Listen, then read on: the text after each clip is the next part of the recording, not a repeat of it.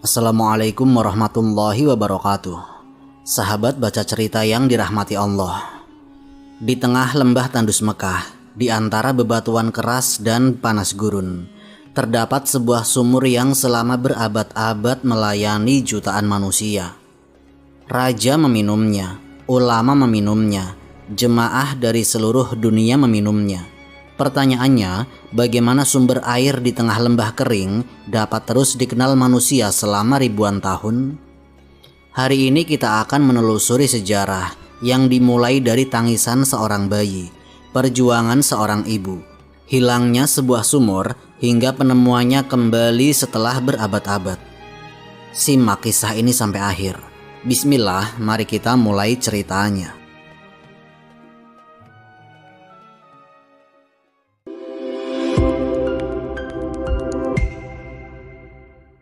Hajar, Ismail, dan lahirnya Mekah.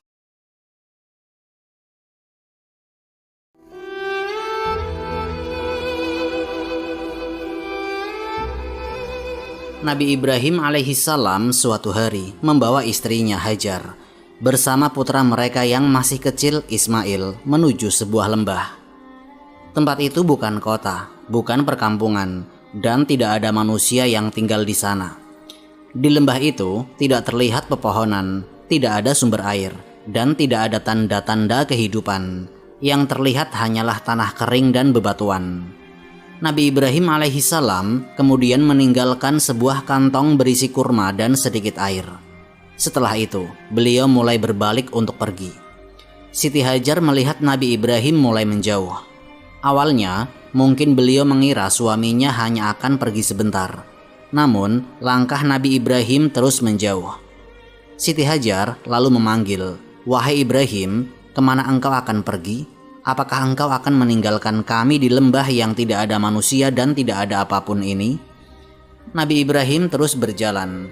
Dalam riwayat sahih disebutkan, Siti Hajar mengulanginya beberapa kali, tetapi Nabi Ibrahim tidak menjawab. Kemudian Siti Hajar bertanya, "Apakah Allah yang memerintahkanmu melakukan ini?" Nabi Ibrahim menjawab, "Iya." Lalu Siti Hajar berkata, "Kalau begitu, Allah tidak akan menyia-nyiakan kami." Riwayat ini terdapat dalam Sahih Al-Bukhari. Nabi Ibrahim alaihissalam kemudian terus berjalan hingga mencapai tempat yang tidak lagi memperlihatkan keluarganya. Lalu beliau berdoa kepada Allah agar keluarganya dijaga. Hari-hari berlalu, persediaan air yang ditinggalkan semakin sedikit. Sampai pada akhirnya air itu pun habis. Di tengah lembah yang panas itu, Nabi Ismail kecil mulai kehausan. Dalam riwayat disebutkan, Siti Hajar mulai khawatir melihat anaknya. Beliau berdiri dan melihat sekelilingnya. Di dekatnya ada Bukit Safa. Siti Hajar naik ke atasnya untuk mencari apakah ada orang atau kafilah yang terlihat dari kejauhan. Namun tidak ada siapapun. Beliau pun turun lalu bergerak menuju Bukit Marwah. Sesampainya di sana, beliau kembali melihat di sekeliling, tetapi tetap tidak ada seorang pun. Siti Hajar tidak berhenti. Ia kembali lagi dan kembali lagi sampai 7 kali. Apa yang dilakukan oleh Siti Hajar saat itu bukanlah berjalan tanpa tujuan. Beliau sedang berusaha mencari sebab dan jalan keluar. Karena seorang hamba diperintahkan bertawakal kepada Allah, tetapi juga diperintahkan untuk berusaha. Sampai hari ini, kaum muslimin yang melaksanakan haji dan umroh masih melakukan sa'i antara Safa dan Marwah sebagai pengingat peristiwa itu. Kemudian, pertolongan Allah datang. Dalam riwayat sahih disebutkan bahwa Siti Hajar mendengar suara. Beliau berkata, "Diamlah." Seakan-akan beliau sedang berusaha memastikan suara yang didengarnya. Lalu beliau mendengar lagi. Ternyata yang datang adalah malaikat. Kemudian malaikat menghentakkan tanah dengan tumitnya. Dalam sebagian riwayat disebut dengan sayapnya, hingga air itu mulai keluar. Siti Hajar mendatangi air itu. Beliau khawatir air itu mengalir kemana-mana. Maka beliau mulai mengumpulkan tanah di sekelilingnya sambil menahan air tersebut. Dalam riwayat disebutkan beliau berkata Zam-Zam, yang artinya berkumpullah, berkumpullah. Rasulullah Shallallahu Alaihi Wasallam bersabda, "Semoga Allah merahmati ibu Ismail. Seandainya ia membiarkan Zam-Zam mengalir, niscaya Zam-Zam akan menjadi sungai yang mengalir." Riwayat ini terdapat dalam Sahih Al-Bukhari. Air itu tidak hanya menyelamatkan Nabi Ismail kecil. Peristiwa besar baru akan dimulai. Beberapa waktu kemudian, sekelompok orang dari suku Jurhum melewati daerah itu. Mereka melihat burung-burung berputar di langit. Mereka merasa heran, karena biasanya burung berkumpul di tempat yang memiliki air. Mereka lalu mengirim seseorang untuk memeriksa. Ketika kembali, orang itu berkata bahwa di lembah tersebut terdapat air. Mereka kemudian mendatangi Siti Hajar dan meminta izin untuk tinggal di dekatnya. Siti Hajar mengizinkan mereka tinggal, akan tetapi air itu tetap menjadi haknya. Perlahan, manusia mulai tinggal di sana. Perkampungan mulai terbentuk. Nabi Ismail tumbuh besar di tengah mereka, belajar bahasa Arab dari suku Jurhum. Lalu kelak bersama ayahnya membangun Ka'bah. Sebuah lembah yang awalnya tidak memiliki siapapun mulai berubah. Dan semuanya bermula dari satu mata air. Air itu tidak hanya menyelamatkan seorang anak. Air itu menjadi awal lahirnya Mekah. Ketika Zam-Zam hilang dari manusia. Waktu terus berjalan, tahun demi tahun berlalu, generasi berganti. Lembah yang dahulu kosong kini telah berubah menjadi tempat yang ramai. Orang-orang datang dan pergi. Kafilah dagang melewati Mekah. Di sekitar Ka'bah manusia mulai menetap. Suku Jurhum yang dahulu datang dan meminta izin kepada Siti Hajar untuk tinggal di dekat sumber air Zam-Zam, kini menjadi penguasa Mekah. Pada awalnya semua berjalan dengan baik. Akan tetapi keadaan tidak selalu tetap. Dalam kitab-kitab sejarah Islam disebutkan bahwa seiring berjalannya waktu, suku Jurhum mulai melakukan penyimpangan dan kezaliman. Mereka menyalahgunakan kedudukan mereka di Mekah. Mereka menguasai wilayah suci itu dengan cara yang tidak benar. Sebagian ahli sejarah juga menyebutkan bahwa mereka mengambil harta dan melakukan pelanggaran terhadap kehormatan tanah haram. Akibatnya, permusuhan mulai muncul. Perselisihan dengan suku-suku lain semakin besar. Sampai pada akhirnya datang masa ketika kekuasaan Jurhum mulai runtuh. Mereka tidak lagi mampu mempertahankan kedudukan mereka di Mekah. Mereka dipaksa keluar dari wilayah itu. Dan saat itu mereka mengetahui satu hal. Mereka akan pergi meninggalkan Mekah. Dan kemungkinan besar mereka tidak akan kembali. Di saat seperti itu muncul keputusan yang mengubah sejarah. Riwayat-riwayat sejarah menyebutkan bahwa sebelum meninggalkan Mekah, mereka tidak ingin sumber air Zam-Zam jatuh ke tangan pihak yang menggantikan mereka. Lalu mereka mulai menutup sumur itu. Beberapa barang berharga juga disebut ikut dikuburkan. Di antaranya ada penyebutan tentang harta Ka'bah dan benda-benda berharga lain dalam riwayat sejarah. Kemudian tanah ditimbun, bekas-bekasnya dihilangkan. Sedikit demi sedikit, tempat itu menjadi rata dengan sekelilingnya. Hari demi hari berlalu, tahun demi tahun berlalu. Orang-orang yang dahulu mengetahui lokasinya mulai meninggal. Generasi setelah mereka datang, lalu generasi berikutnya datang lagi.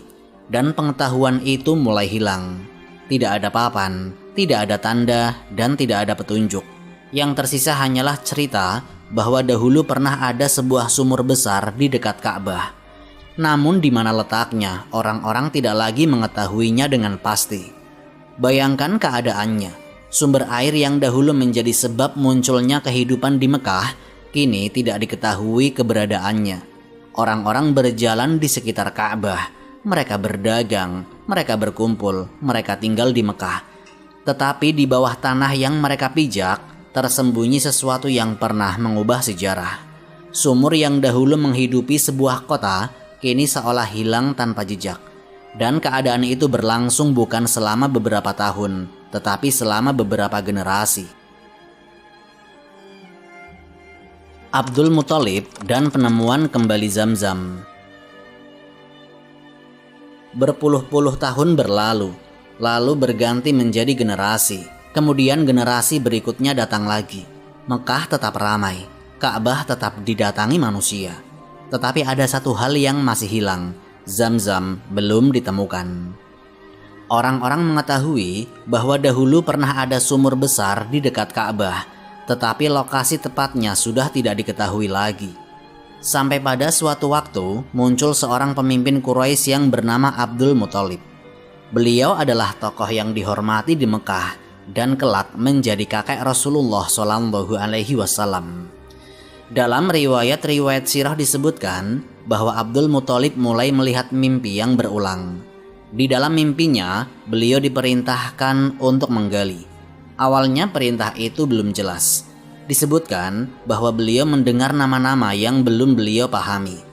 Beliau bangun dalam keadaan bingung. Hari berikutnya, mimpi itu datang lagi, lalu datang lagi, sampai akhirnya disebutkan secara jelas, galilah Zamzam. Abdul Muthalib lalu bertanya, apa itu Zamzam?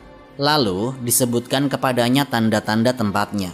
Ketika bangun, Abdul Muthalib mulai memperhatikan tempat yang disebutkan. Beliau kemudian mengambil alat untuk menggali. Namun ada satu masalah. Saat itu, beliau hanya ditemani oleh seorang putranya. Sedangkan pekerjaan itu bukan pekerjaan ringan. Beliau mulai menggali di sekitar Ka'bah. Orang-orang Quraisy saat itu melihatnya, mereka heran. Sebagian bertanya, apa yang sedang engkau lakukan? Abdul Muthalib tetap melanjutkan pekerjaannya. Hari demi hari terus menggali. Awalnya tidak terlihat apa-apa. Tanah tetap tanah, batu tetap batu. Namun beliau tidak pernah berhenti. Sampai suatu saat tanda-tanda mulai muncul. Riwayat sejarah menyebutkan bahwa tanda-tanda yang dahulu dikuburkan mulai ditemukan. Ketika itu, orang-orang Quraisy mulai menyadari sesuatu. Mungkin Abdul Muthalib benar. Mungkin ini benar-benar Zamzam. Dan saat itulah masalah baru mulai muncul. Mereka berkata, ini adalah sumur milik nenek moyang kami juga. Kami memiliki hak di dalamnya. Sekarang persoalannya bukan lagi apakah Zamzam ada atau tidak. Persoalannya sudah berubah. Siapa yang berhak mengelolanya? Akhirnya, perselisihan itu mulai terjadi. Masing-masing membawa pendapatnya. Dan keadaan hampir menjadi lebih besar. Akhirnya, mereka sepakat mencari keputusan dari pihak lain. Dalam perjalanan itu, mereka melewati daerah yang sulit. Bekal air semakin sedikit. Persediaan hampir habis. Keadaan mulai berat. Mereka khawatir tidak dapat melanjutkan perjalanan. Dalam riwayat disebutkan bahwa di tengah keadaan itu, Allah memberi pertolongan kepada Abdul Muthalib. Mereka melihat kejadian tersebut sebagai sebuah isyarat. Mereka kemudian berkata bahwa Abdul Muthalib memang memiliki kedudukan khusus dalam urusan ini. Akhirnya, perselisihan pun mereda. Mereka tidak lagi memperdebatkan hak pengelolaan Zamzam. Setelah sekian lama tersembunyi di bawah tanah, setelah generasi demi generasi berlalu, setelah manusia kehilangan jejaknya, Zamzam akhirnya kembali ditemukan. Dan sejak saat itu, sumur tersebut kembali melayani manusia hingga hari ini. Zamzam di masa modern, ketika penelitian menemukan keistimewaan yang telah diberitakan Rasulullah Shallallahu Alaihi Wasallam. Berabad-abad telah berlalu sejak Zamzam muncul di bawah kaki Nabi Ismail kecil. Namun kisahnya ternyata belum berhenti. Pada masa lalu, manusia mengambil Zamzam karena keimanan. Hari ini, manusia juga datang dengan rasa ingin tahu. Mereka mulai bertanya, apa yang membuat air ini berbeda? Mengapa Rasulullah memberikan kedudukan yang sangat tinggi kepada Zamzam? Padahal lebih dari 1400 tahun yang lalu, Rasulullah Shallallahu Alaihi Wasallam telah bersabda, sebaik-baik air di muka bumi adalah air Zamzam. Di dalamnya terdapat makanan yang mengenyangkan dan penyembuh penyakit. Hadis ini diriwayatkan dari Abu Dzar radhiyallahu anhu. Dan dalam hadis lain Rasulullah Shallallahu Alaihi Wasallam bersabda, air Zamzam sesuai dengan niat ketika meminumnya. Maka manusia modern mulai menelitinya. Sampel air Zamzam dibawa ke laboratorium, kandungannya diperiksa, mineralnya diukur. para peneliti menemukan bahwa Zam-Zam memiliki komposisi mineral yang kaya, di antaranya magnesium, kalsium, zodium, dan fluorid, dan beberapa unsur lain dalam kadar tertentu. Penelitian juga menunjukkan kadar unsur berbahaya sangat rendah dalam sampel yang diuji. Sebagian peneliti juga tertarik karena karakteristiknya berbeda dari banyak air minum biasa yang diteliti, terutama dari sisi mineralisasi dan komposisinya. Tetapi ada sesuatu yang lebih menarik daripada angka-angka laboratorium itu. Bayangkan, dari masa Nabi Ismail alaihissalam hingga hari ini, jutaan manusia meminumnya. Jutaan manusia membawanya ke berbagai penjuru dunia. Generasi berganti, kerajaan runtuh, peradaban berubah. Tetapi Zam-Zam masih melayani manusia sampai hari ini. Bagi seorang muslim, disinilah letak perbedaannya. Laboratorium mungkin dapat menjelaskan mineralnya. Manusia mungkin dapat menghitung unsur-unsurnya. Tetapi Rasulullah Shallallahu Alaihi Wasallam tidak mengatakan Zam-Zam adalah air dengan kalsium tertinggi. Beliau mengatakan sebaik-baik air di muka bumi adalah Zam-Zam. Karena keistimewaan Zam-Zam bagi seorang muslim bukan hanya terletak pada apa yang terlihat di bawah mikroskop, tetapi juga pada keberkahan yang Allah letakkan di dalamnya. Hikmah dari kisah ini. Perjalanan Zam-Zam dimulai bukan dari sebuah kerajaan besar, bukan dari pasukan, bukan dari kekuatan manusia, dan bukan pula dari teknologi. Semua ini bermula dari sebuah lembah yang kosong. Seorang ibu berdiri di sana bersama anaknya yang masih kecil. Tidak ada manusia di sekitarnya, tidak ada sumber air, tidak ada jalan keluar yang terlihat. Tetapi ada satu hal yang dimiliki oleh Siti Hajar, yaitu beliau yakin kepada Allah. Ketika Nabi Ibrahim meninggalkannya di lembah itu, Siti Hajar tidak berkata, bagaimana kita akan hidup, bagaimana kita akan bertahan. Yang beliau tanyakan adalah, apakah Allah yang memerintahkan ini? Dan ketika jawabannya iya, beliau mengatakan, kalau begitu Allah tidak akan menyia-nyiakan kami. Kalimat itu tidak berhenti menjadi kisah masa lalu, karena kehidupan manusia seringkali memiliki keadaan yang mirip.